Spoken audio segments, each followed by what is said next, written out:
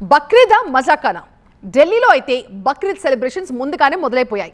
జామా మసీద్ దగ్గరున్న బక్రా మండీలో మేకల అమ్మకాలు జాతరను తలపిస్తున్నాయి. నమ్మేరు నమ్మకపోయారు. అక్కడున్న ఒక మేక ధర 16.5 లక్షల పలుకుతోంది తెలుసా. పుట్టుకతోనే వంటిపై అరబిక్ భాషలో అల్లా మహమ్మద్ అనే అక్షరాలు రాసుండడమే ఆ మేక ప్రత్యేకత. అందుకే అంత రేటు. ఈ మేక ఒక్కటే కాదు, ఈసారి దేశవ్యాప్తంగా బక్రీద్ పండుగ స్పెషాలిటీస్ అండ్ కాంట్రవర్సీస్ చాలానే ఉన్నాయి. తెల్లారితే బక్రీద్ పండగ. ఏటా బక్రీద్ అనగానే జంతు బలిపై చర్చ జరగడం మామూలే. కానీ ఈసారి అతి మోతాదు మించిపోయింది. దేశవ్యాప్తంగా ఒక్కో రాష్ట్రంలో ఒక్కో విధంగా జంతు సంరక్షణపై ఫోకస్ పెరిగింది. చివరకు కోర్టుల దాకా చేరి సంక్లిష్టంగా మారింది బక్రీద్ వివాదం. బక్రీద్ సందర్భంగా కీలక ఆదేశాలు జారీ చేశాయి ఢిల్లీ, యూపీ ప్రభుత్వాలు. ఈ మేరకు బక్రీద్ రోజున ఆవును, ఒంటెను బలివ్వడంపై నిషేధం అమల్లోకి వచ్చేసింది. ఫలానా జంతువులను ఫలానా ప్రదేశాల్లో మాత్రమే బలివ్వాలనేది ప్రభుత్వ ఉత్తర్వు. రోడ్లు, వీధులు, బహిరంగ ప్రదేశాల్లో జంతు బలులు పూర్తిగా నిషేధం. జంతు బలికి సంబంధించిన వీడియోలను సామాజిక మాధ్యమాల్లో పోస్ట్ చేసినా చర్యలు తప్పవు. జంతు హింస చట్టాలను కఠినంగా పాటించాలని, చట్టవిరుద్ధంగా బలులు జరిగితే తక్షణ చర్యలు తీసుకోవాలని పోలీసులకు ఆదేశాలు జారీ అయ్యాయి.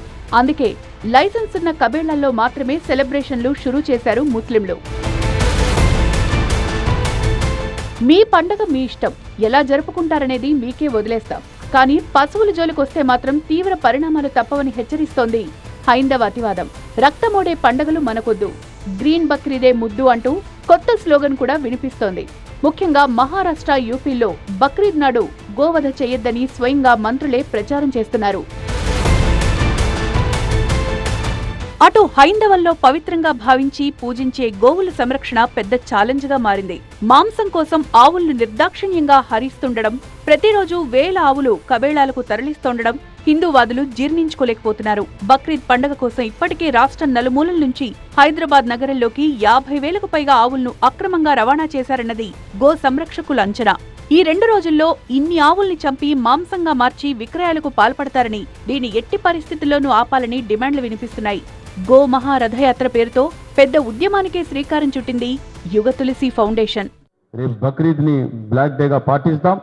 వచ్చే బక్రీద్ కి కుర్బానీ అని ఒక్క గోవుని కూడా హైదరాబాద్కి తరలించకుండా చూడడానికి కోసమే ఈ ఒక రథయాత్రని, మేము గో మహారథయాత్రని చేయాలని మేము నిర్ణయించుకున్నాం. అందరం కలిసి కూర్చుంటాం, కార్యాన్ని రూపొందించుకుంటాం, ప్రజల్లోకి తీసుకెళ్తాం.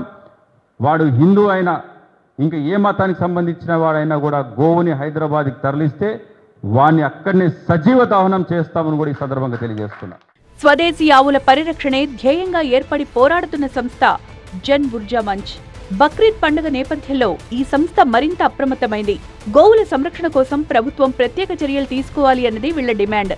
ఇప్పటికే కబేళాలకు చేరిన వేలాది ఆవులను రక్షించి గోశాలలకు తరలించాలని ప్రభుత్వాన్ని వేడుకుంటోంది జన్ ఊర్జా మంచ్. ఈ విషయంలో మహారాష్ట్ర ప్రభుత్వాన్ని ఆదర్శంగా తీసుకోవాలని తెలంగాణ సర్కార్కు సూచనలు వస్తున్నాయి. अगर एक cow protection task force Hyderabad police के मार्गदर्शन में, जिसमें हमारे गौरक्षकों का भी साथ लिया जाए, तो हरियाणा सरकार की तरह से एक काउ प्रोटेक्शन टास्क फोर्स तैयार की जा सकती है और गोहत्या को बिल्कुल बंद करा जा सकता है. जो हाई कोर्ट्स और सुप्रीम कोर्ट ने बार बार कई बार जजमेंट्स दिए हैं कि भाई ये गौहत्या बिल्कुल बंद होनी चाहिए, तो तेलंगाना सरकार को अब उन सारे जजमेंट्स का आदर करना चाहिए. ఆవుల నుంచి వచ్చే రెడ్ మీట్ ప్రమాదకరమైన కెమికల్స్ ను విడుదల చేస్తుందని, వాటిని తింటే పేగు క్యాన్సర్ వచ్చే ప్రమాదం ఉందని హెచ్చరిస్తున్నారు కూడా. ఈ విషయాన్ని వరల్డ్ హెల్త్ ఆర్గనైజేషన్ కూడా ధృవీకరించిందట. వీలైతే గోవును రాష్ట్ర జంతువుగా ప్రకటించాలని తెలంగాణ ప్రభుత్వానికి డిమాండ్లు వస్తున్నాయి. మొత్తానికి దేశవ్యాప్తంగా ఈసారి బక్రీద్ పండగ గో సంరక్షణ ఉద్యమాన్ని ఊపందుకునేలా చేసింది.